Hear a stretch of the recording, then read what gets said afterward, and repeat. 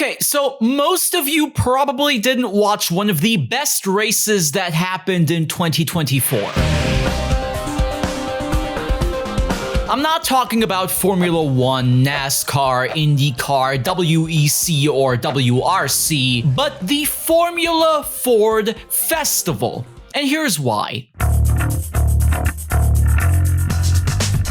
First up, Formula Ford describes these lovely cigarette-shaped boxes powered by a 1600cc Ford engine. Thus, the name is not in reference to a specific championship, but to a type of car.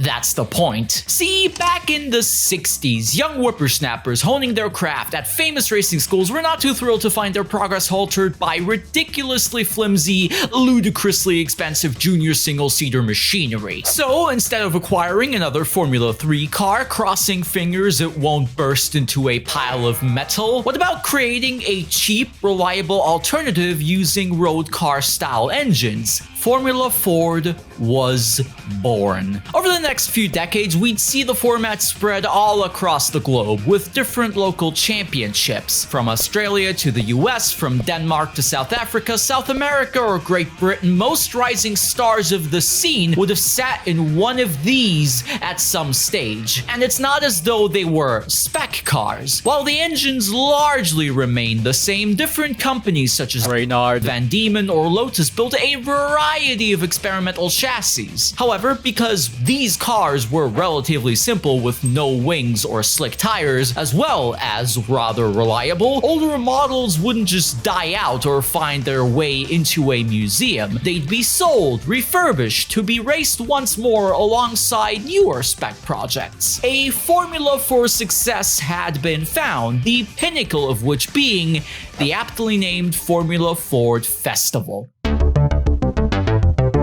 If you're not gonna run a year-long world championship, you can still crown the world's best Formula Ford racer. The first iterations were to be run at Snatterton, though it's the natural amphitheater of Brands Hatch where these little demons would shine the brightest.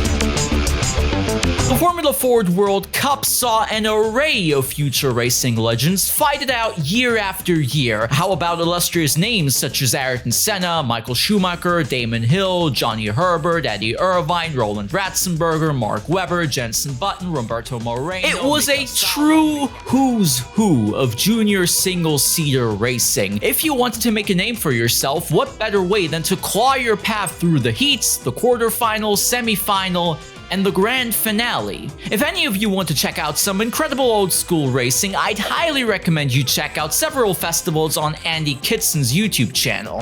Throughout the 80s and early 90s, the festival was a regular fixture on BBC Grandstand, which guaranteed high-quality television coverage, for the time that is. Furthermore, the literal grandstands at the track were often packed with tens of thousands of enthusiastic spectators. Yet, if we're to glance over at the modern crop of Grand Prix superstars, most of them would have never featured at the Formula Ford festivities. We could go in depth as to how the event lost most of its public prestige. Heck, Ben Evans wrote an entire 300-plus page book about it. But to TL the DR, with the shrinking relevance of Formula Ford as a junior series in the 2000s and 2010s, the Brands Hatch Battle Royale saw fewer and fewer entries. It had gone from a fantastic stage to shock the world and make your name to a quivering, quiet club racing procedure somewhere on the British Isles. Spectators have mostly forgotten about this once celebrated event. Then again, it's not as though the festival has lost its natural beauty or its spectacular thrills and spills, as proven in 2024.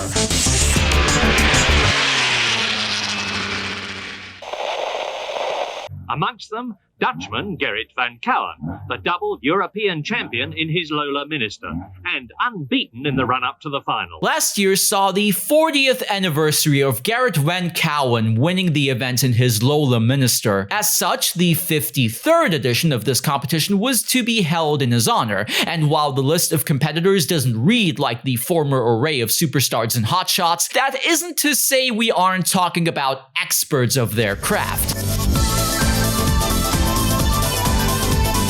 How fitting then that the number 200, which Van Cowen used in 1984, was still on the grid in 2024, though run in a different car. Wouldn't it be cool if 2018 winner Joshua Smith could clinch another fitting festival W? He's nothing if not a perfect representation of the current festival vibes. He once roamed the McLaren outfit as part of the British GT Championship, but I doubt many of you will have ever heard his name. That isn't to discredit his obvious ability in these cars. His competition was to be fierce this weekend. I mean, we've got veterans such as Chris Middlehurst or Jordan Kelly fighting at the front, though I've got my eye on this chap, Joey Foster. No, I didn't just fall in love with his green Furman. Promise. Foster's one of British Formula Ford's poster boys, having won races in this category of motorsports since the early 2000s. His accolades include 3 wins at the festival, as well as an Australian F3 championship or adventures at the 24 Hours of Le Mans. His semi-final wasn't what I'd call ideal due to tricky weather conditions,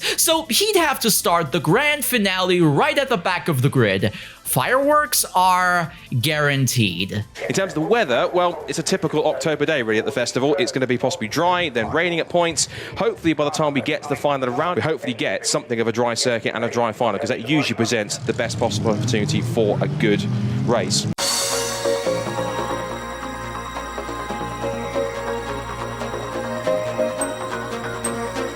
"20 laps, 30 drivers, 1 festival champion." It all comes down to this. Round goes Kenny and Smith. They're both rotating a complete 360. Through goes Middlehurst, Smith. Through goes Cooper.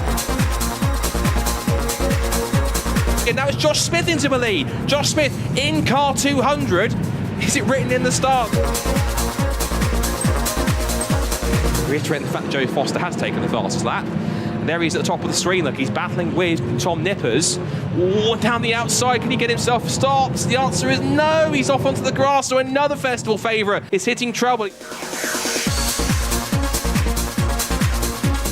It's almost surreal to see how much these two races resemble each other. If anything, the biggest difference isn't the decade, the weather, not even the grainy film on which the '84 Classic would have been shot. It's the fact that while Van Cowen dominated, romping to his triumph, Josh Smith was far from home. There's at least one green Furman still lurking in his mirrors, waiting to pounce. Joe Foster, and here he comes. Up the inside, this will be for 4th place. Yes, he's done it. So another place game for Joey Foster. Now the next place is Luke Cooper. The other Furman's not going any further though. That's Leanne McShane. She was out of the car. Safety car's been deployed.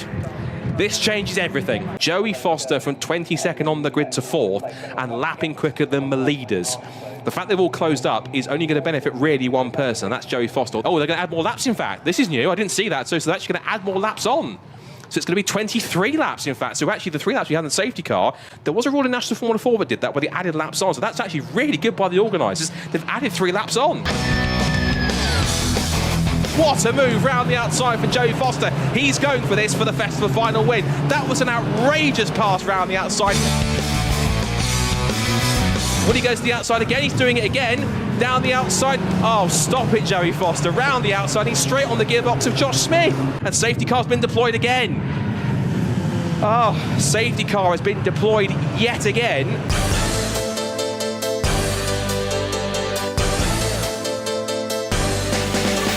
Stand by. We've got 6 laps of what could be grandstand Formula Ford festival action. He's right there. This could be lining up to get him hook, line and sinker.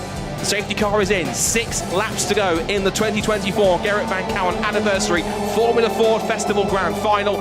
And Joey Foster is chasing down Josh Smith, and here he comes. Down the outside with the festival lead. Will he be third to lucky round the outside goes Joey Foster? Can he go high, wide and handsome? He's gone out wide. Can he hold on to it? He squeezes him out wide. Up towards Druid. 6 laps to go. Middlehurst is back into it. But Joey Foster is all over Josh Smith here. You almost get the sense it's when or where rather than if Joey Foster gets past. He's that close, and again he's right literally shoved under the gearbox of the Van Diemen. He's going for it again, but watch for Middlehurst in 3rd place. He can't get it done. Throws the car in the middle of the road, goes for the switchback. He's going for it. Up the inside, can he get the traction? Smith covers off the line. Foster looks to the outside to try and get the lead again. Middlehurst is there in 3rd place.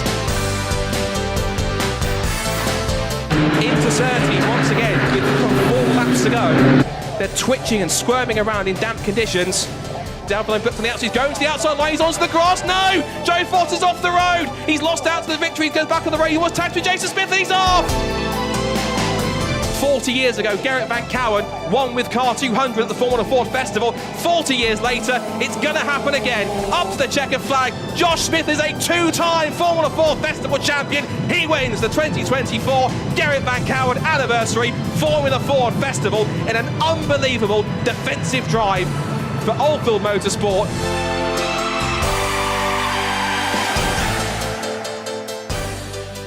Oh God, I'm a bit of a mess, if I'm honest. It was a real struggle, that it really was.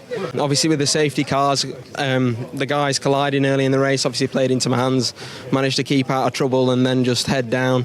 Joey was giving me a hard time as well. I don't know. In 1 minute he was there, and next he's not. So I don't know what's happened to Joey. And but yeah, and Chris pushed me all the way as well. So and then it makes it even more special to be racing in Gerrit's number and in memory of him. You know, it's fairy tale stuff, you know.